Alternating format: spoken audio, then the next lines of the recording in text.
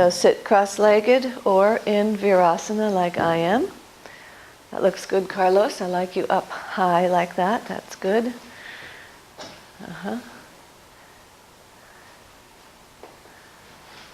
Ah, good morning. Good morning. Good morning. So,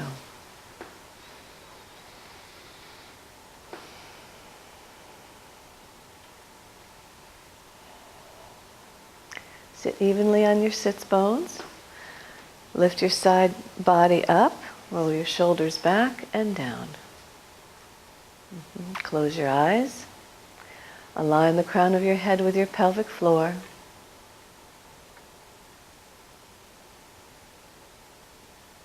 Take a slow, soft, deep inhalation.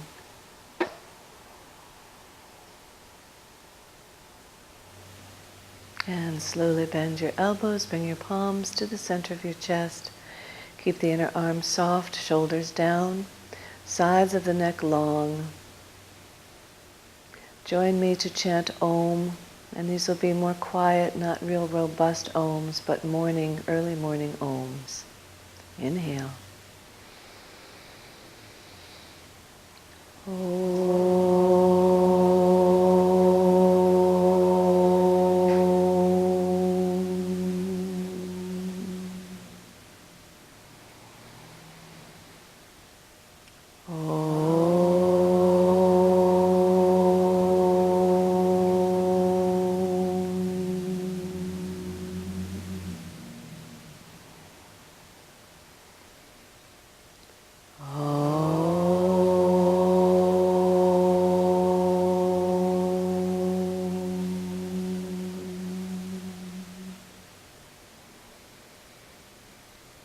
The name of my teachers, B.K.S. Iyengar, his daughter Gita, and their teachings will begin our practice.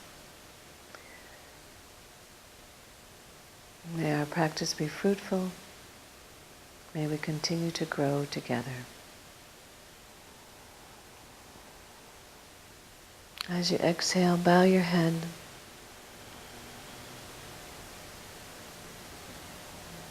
Bringing the mind again to be the servant of the heart.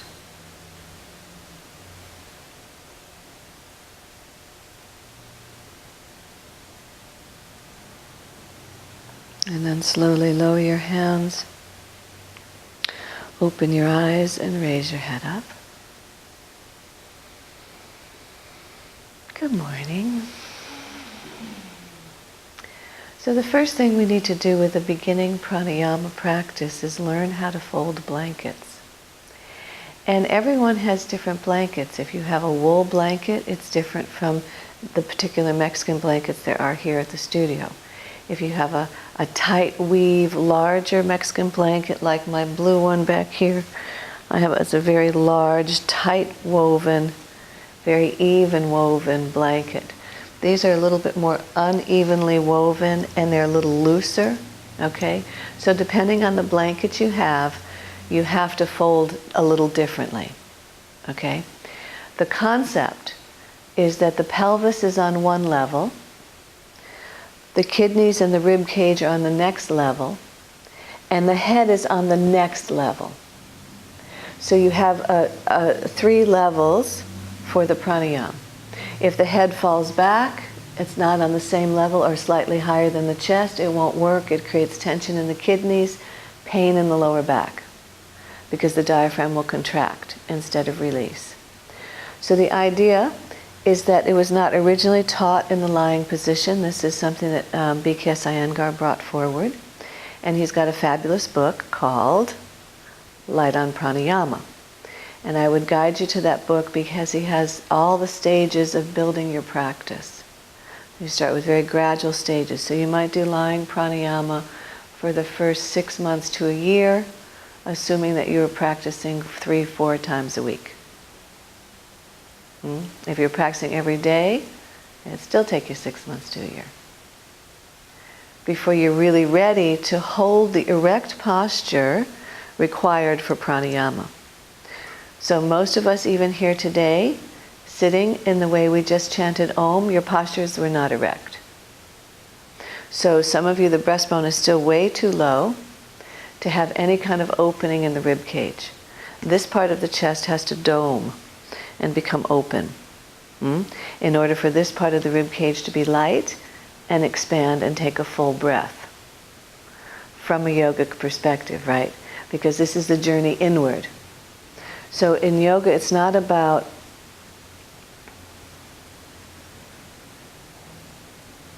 it's a different type of conditioning. It's cultivating the lungs and the rib cage in such a manner that you can take a full expanded inhalation and, i.e., remove the obstacles, the inner obstacles to the breath, because when we're doing a breathing exercise, it's an mental, emotional exercise more than it is physical, although it's physical also.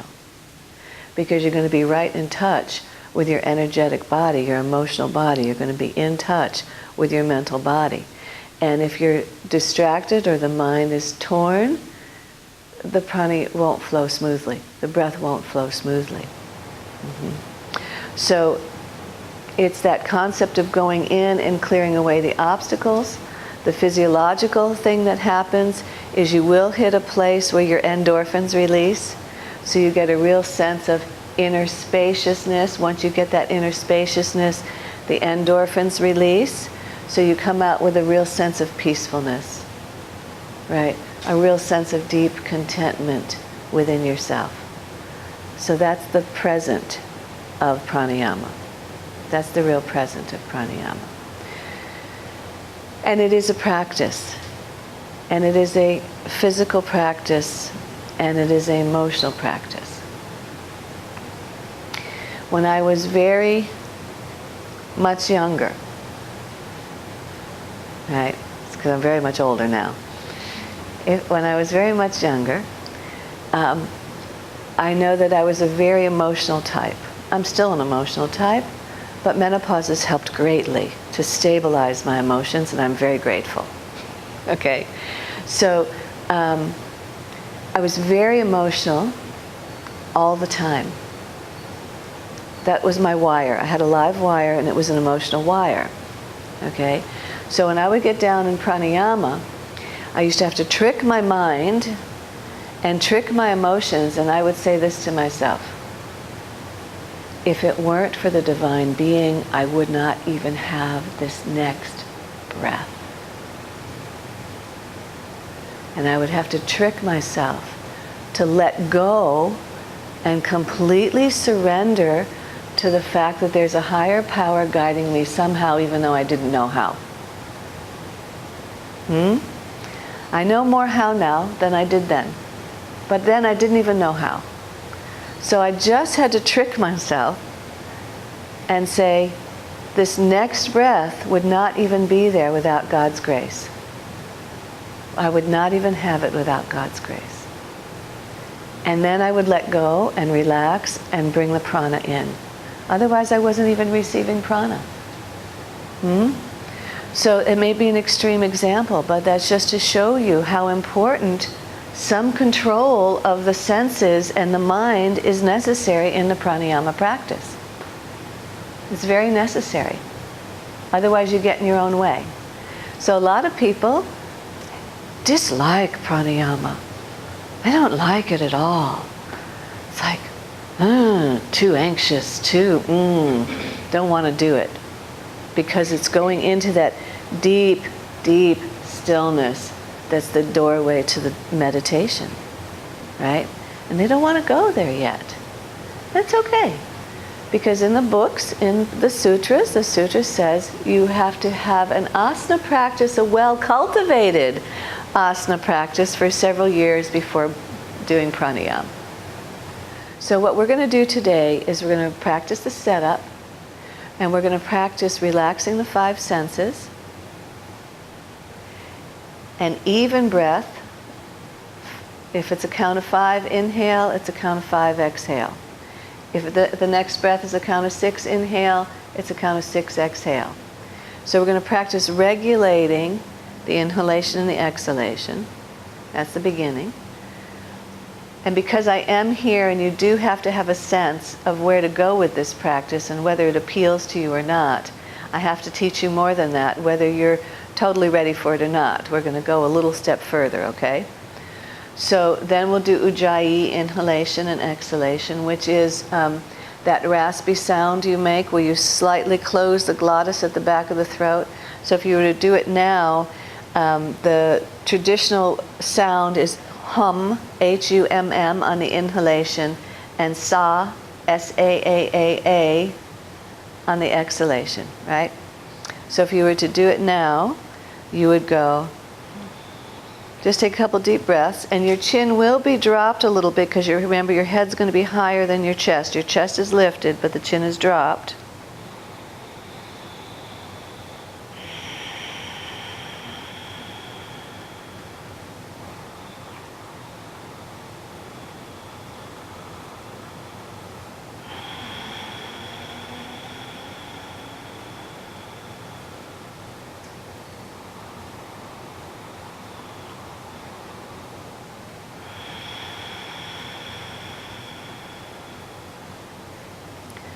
So my guess is that the only thing that came out for the video camera is my exhalation. My throat's very dry because I'm not used to being in the forced hot air heat.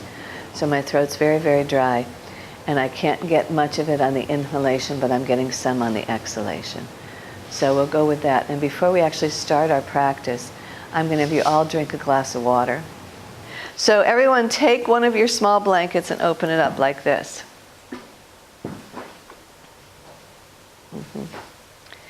And then take it, and we're going to fold it in thirds, like a letter S. So Carlos, that blanket was folded, yeah, from that position, yes, from that position. So you got to fold it in thirds, right? And put that aside. And then take your second blanket, open it up the same way, and fold it in thirds. So this third fold is about 8 inches wide. It's slightly wider than a traditional pranayama setup, but it's good for a beginning pranayama setup, okay? And put that one on top of the other one, stagger it back maybe an inch. So I want the folded edges is what you need to be conscious of. And, that's fine. If one is slightly narrow than the other one, put the narrower one on top. So put the light purple one on top. Okay. So you're staggering it one end, the narrow end, and Now here. My two folded edges are here. The fringes are both on the same side. The folds are both on the same side. And then I have it staggered an inch on the folded edge. Only an inch, not 2 inches, not an inch and a half. See, so yeah, here it is here, and just an inch back here. Okay, so then do the same with the third blanket. Fold it in thirds, make an S fold, edges are even, and put that one on top with a slight stagger, not too much. Another inch? So now you have to be an engineer.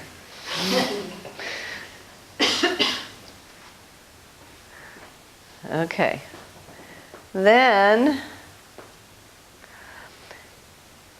we have sort of we're good on blankets, which is great. So in my personal practice, I like to use a fourth blanket for the pillow.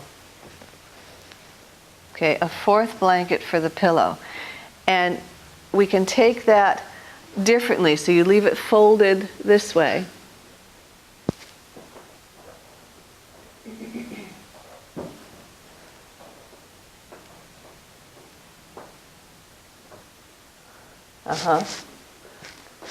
Folded this way. And then you're going to go in thirds horizontal. And put. Now for some of you that's going to work and it's going to be high enough of a pillow. And for some of you it's not. All right? So let me just give you the the lowdown of the knot. If it's not high enough for you, then we'll probably just take this piece, fold it back, and put that on top so you get the height that way. Okay? So different ways to do. All right, so then I'm going to pick my whole setup up and place it on my mat so that these folded edges are facing me, facing in this direction.